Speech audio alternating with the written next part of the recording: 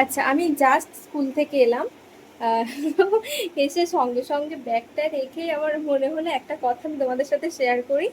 সেটা হচ্ছে, আমি মানে একটা ক্লাসে এখন একদমই যাই না, আমি এখন অন্য ক্লাসের ক্লাস নিই। তো সেই যে ক্লাসে যাই না ওদের ক্লাস আমি আগের বছর, না না, 1 মাস আগে অবধি নিতাম। তো সেটা হচ্ছে কি, সেখানকারই একটা স্টুডেন্ট আমাকে চিঠি পাঠিয়েছে আর একটা স্টুডেন্টকে দিয়ে। সেই চিঠিতে কি লিখেছে আমি তোমাদেরকে পড়ছি আর দেখাচ্ছিও। প্রথমত এখানে অনেক লাভ লাভ লাভ লাভ আছে। তারপর এখানে লিখেছে, মেম, আমি কখনোই তোমাকে ভুলবো না। মেম, তুমি কি আর আমাদের কাল্লাসে আসবে না? তোমার কথা আমার খুব মনে পড়ে মেম, আমি তোমাকে খুব ভালোবাসি মেম।